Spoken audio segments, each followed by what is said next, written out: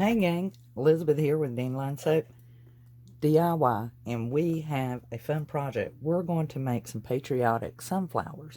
So this is what you're going to need. You'll definitely need some various sticks. These are left over from a Dollar Tree project that we have done. We need a tin can. You'll need at least one flag. Yay! Various pieces of fabric. And as your templates, you will need like the bottom of one of your larger spools, or you can use a wide mouth mason jar lid. You'll also need the smaller spool that we generally have our burlap on from Dollar Tree. You're going to use both pieces. You're going to use this larger piece, and you're going to use the smaller diameter as well. Now, you'll need various pieces of fabric. I'm going to show you, if you just have strips, how you can make the flower. And then you'll need other pieces for the button in the center for the actual flower face. Now, also grab you some leftover coffee, put it in a pan, because we're going to coffee dye our fabric and give it that vintage look. If you have pinking shears, that's great. If you don't sweat it. And you want a nice pair of snipping scissors so that we can clip in betweens and separate and make the petals. So let me get this off of here and let's get started. Now I want to cut my fabric out before I put it into the coffee. So since these are going to be my flower centers, I'm going to go ahead and take this piece and trace it onto my fabric that I'm planning on cutting for that. And then you can cut out as many as you like. I generally double up my fabric, and I am using a black magic marker just so that I can very easily see it, and it's not going to be seen on the other side. You guys, if you have strips only of fabric that you wish to use, this is really easy.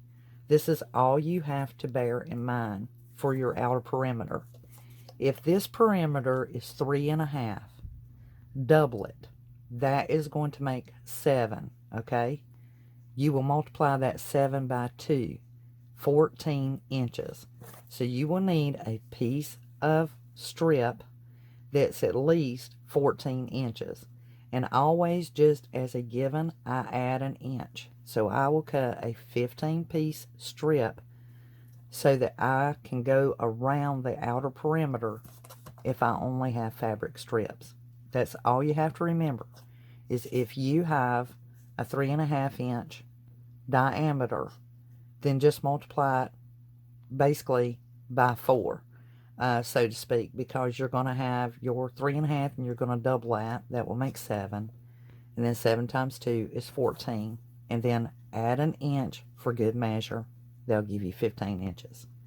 Now, the other thing that we have to do is we have to cut out our actual flowers. And since I'm going to be using strips on one and fabric on the other, and that's real easy. The next thing we'll want to do is we need our templates for our little buttons. So that is why this piece is, this is going to be our fabric per se. But the back side, once we make that, you can either use this part or you can use the center. Either way. And whatever you have, just get you, this is just cardboard from leftover ice cream. You can cut these while you're sitting watching television. And these are going to be our support, our stabilizer for creating our flowers. And so just cut out however many of those you will need. So I started out cutting all of my flower centers, and I'm just using a straight pair of scissors here. And cut out as many as you like for your centers. You'll only need one per flower. These are our cardboards. These will be our stabilizers for our sticks on the back, and for if you're using fabric strips. Now, if you're using round circles, guys, you'll want to go ahead and trace that out. I did use a black magic marker. The marker will not show up on this fabric, so don't be concerned about that. And then I took my pinking shears and I cut those out. And you will need 2 of these per flower. So make sure you cut double of each one you decide to make. get your coffee, and then just place your fabrics down into that coffee. You can leave these overnight if you like, guys, but I just fully saturated mine, and then I began pressing the liquid out of them. I really wasn't going for a strong tint on my flowers, but you very well can. And just mashed out the difference of the liquids with my hand and spread out the fabric. That way they will have a chance to dry. And these will dry pretty fast, guys. You can use an iron if you want to, which is really good at setting that stain. But you can leave them overnight if you want to. I did not. Now, if you're using fabric strips, you could actually cut this one in half. It's wide enough. But fully saturate it and do the same thing. Squeeze it out so it can dry. Now, I soak the flag. This is the nylon. If you use the fabric one from Dollar Tree, it does staining good. And then once it's saturated, you can literally just pull it away from that plastic stick and just set that stick aside. We'll save it for maybe another project. And then you can spread out your flag. Now you've got it. So we need to sand down this can with our sanding sponge, and that way you'll take the shine off that can and allow for the Mod Podge and the flag to adhere better. So take your Mod Podge and, just dampen your paintbrush, and then you're going to spread your Mod Podge all about your can and just coat it very evenly, not real heavy. Now once you get your Mod Podge coated on there, you're ready to asphyxiate your flag. And once you get it into place and get it smoothed down, you can begin putting a layer of Mod Podge over it. And that it will stay permanently adhered to that can until you pull it off. So I just made sure it's good and smooth and Mod Podged it really good. And then we're going to just kind of smooth it down on the edge here, make sure that's good and down, and set it aside and let it dry. And in the meantime, we want to spread out our fabrics and make sure they have an opportunity to dry because we're getting ready to make flowers. So now we want to take our needle and just do a running stitch. That will help us gather our fabric. And what you can do is just run your needle through there a couple of times, and they'll lock your thread in place so that when you go to pull it, it won't come out. Basically what we're doing is doing that running stitch so that when we pull it, it'll gather up, and that'll make it easier. Now you'll probably want some polyfill. I'm actually going to be using some polyfill from a pillow I had gotten at Dollar Tree, and I had disassembled it and made the gnome. So I'm going to use that to stuff it. You can stuff the inside with scrap pieces of fabric or anything, a paper towel, whatever you wish, in order to puffy it, and that'll help pull around it. Alright, now we're going to put some stuffing in there. You don't need a whole lot. Always fluff it out. Kind of pull it apart and fluff it out. In that center. And you want to have your hot glue gun ready so that whenever you get ready to put this in the center,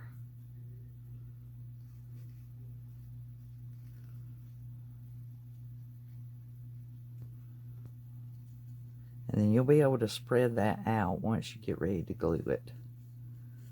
I just kind of work mine. And that's going to sit in the center. So I'm going to go ahead and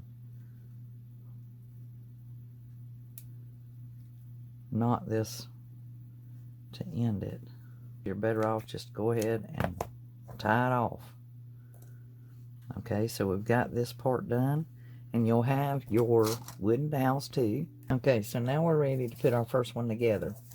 Now, as you can see, I took my two round pieces that I pinked, sheared, and I'm laying one with the lines going this way and one this way. Now, you can pick any fabric you want, but I'm doing that so it gives it more definition and just looks better. So I'm going to take now and I'm going to basically glue the little gathered piece into the center, or as close to the center as you can, and they'll hold that there, and it won't go anywhere. And the glue will might seep through depending on what fabric you got, so you can see a little bit of that glue. But if you want to make sure, you can put a dab there, and that just holds those together. And you don't want them to be perfectly aligned with each other. And as you can see, I've got the right sides, like this one's the right side, but this is the wrong side of the fabric, and they'll just give it that unique primitive look. So now I've got those all glued together, and this is where the fun comes in. To make your little petals, you'll go across there and leave a pretty good distance with these guys. Don't try to be too close together, or it's going to give it a different look. And you know, with slim flowers, they have big, significantly grand petals, and so you just want to space them right much apart. That's probably 3/4 of an inch or so. Now if I cut it here, then you want to go in between, in the rear, and that kind of gives you where that one needs to be cut. So behind it, it'll be centered to that, and that's where you cut it, because you don't want them to be identical. And you can, if you do that by accident, don't sweat it. It looks great. It's your personality, guys. That's what makes these things incredible, and that's what makes them so darn neat. Okay, now you can shake it a bit, or you can rough it up with your fingers. I find roughing it up does a lot better. Just kind of rough her up, or rub it, and you can turn it over and rough it if you want to, and that gives them that real primitive old look. There we go. So there is our bloom for our one. Now the cardboard disc I had you to cut out, guys, that is your stabilizer in the back. You might want to show the cardboard. No one's going to really be looking at that unless that concerns you. So I always kind of pick, like I have this one side where it sticks out more here. That'll be my top. And I'm going to take my stick, and you can paint these sticks if you really want to, guys. And I'm going to glue that, and that's going to be how she sets up in the can.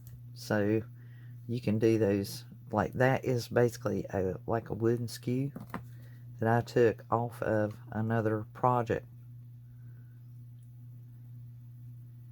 and that helps hold that stick and gives it stability.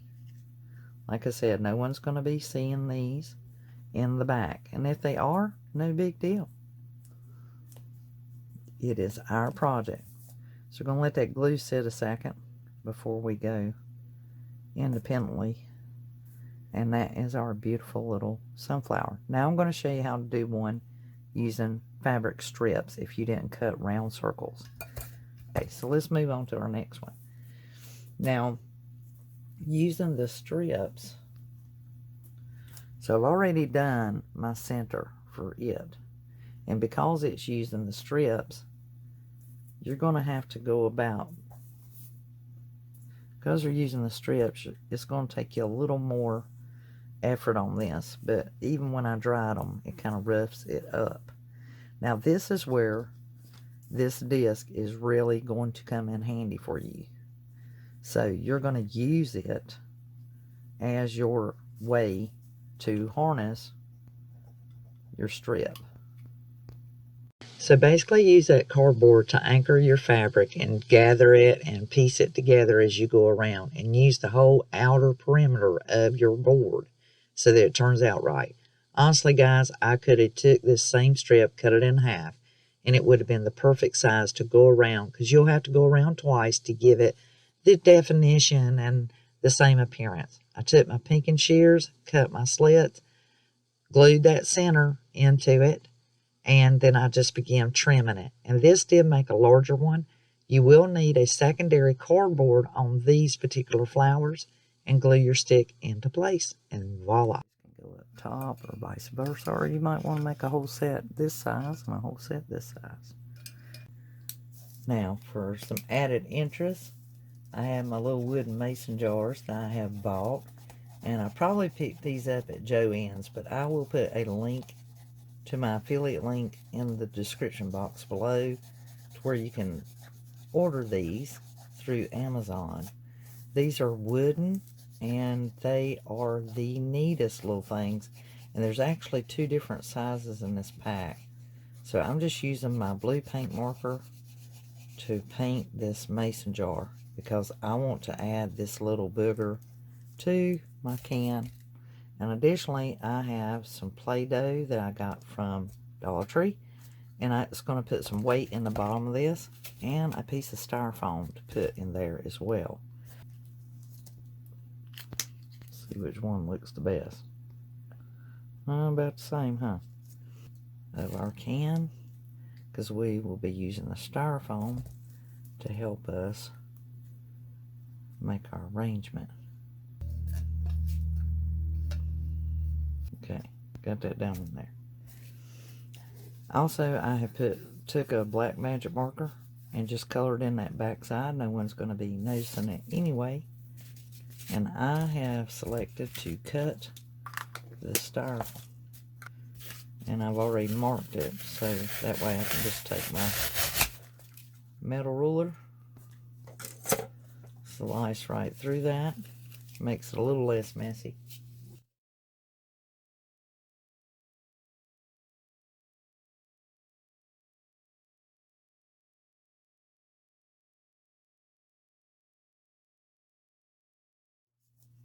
Now we can arrange our sunflowers any way we want.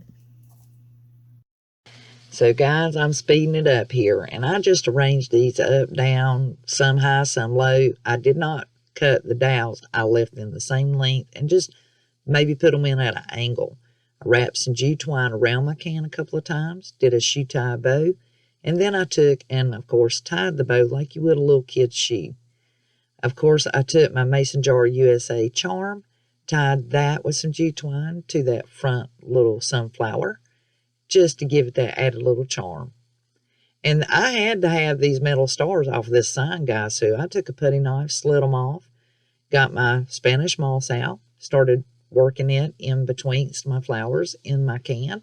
It didn't take a whole lot, just a smidge. And then I found my wooden skews, and I glued those skews to those metal stars. And I used 3 of those metal stars, and I, of course, put them in with my sunflower arrangements. And I saved the other one for, you'll see. You guys, you cannot get any darn cuter than this. I absolutely love this. My den used to be fully decorated in red, white, and blue. This is an item I will actually keep up year-round, not just for Memorial Day, Veterans Day, or 4th of July. I love primitive, and this is an absolute gorgeous, gorgeous beauty. And there she is, and she is just full of primitive charm. Hope you guys enjoyed that. Let's move on to our next project.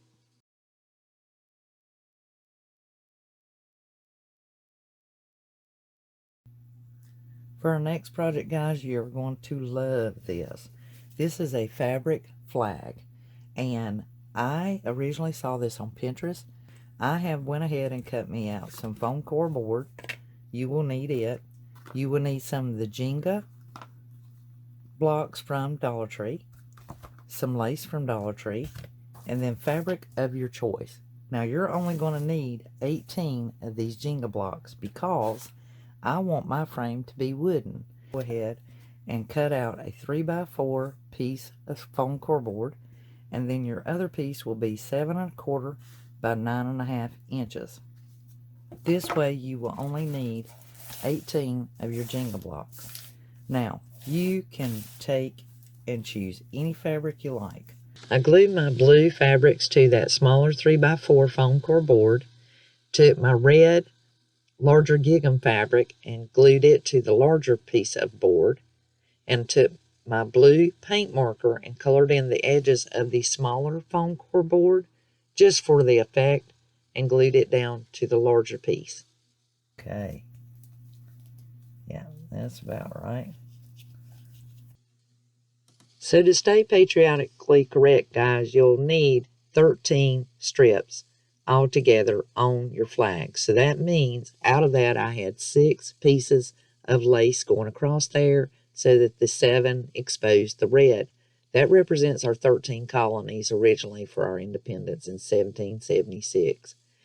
Glued all of my Jenga pieces together. There are 5 at the top, 5 at the bottom, 4 to the left, and 4 to the right.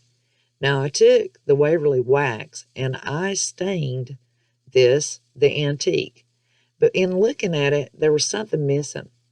And I got to thinking, I wonder what it would look like if I used a little bit of acrylic paint. So I took and I put red on every second block around it, blue in every first block around it, and then that wasn't enough. I needed the white. And as you guys seen, I took that silver star that we had from the Dollar Tree DIY sign and glued it into the center of my blue one. And this just looked fantastic. I did do some dry brushing here around the frame, guys, and it is gorgeous. Okay, now let's put our flag back in here. Oh yes, I really like that. That looks fantastic. I hope that looks as good to you guys as it looks to me. Now, it'd be really neat if I could write, I pledge allegiance to the flag of the United States of America and to the republic for which it stands, one nation under God, indivisible, with liberty and justice for all. I'm going to use a black Sharpie. Let's see how that goes.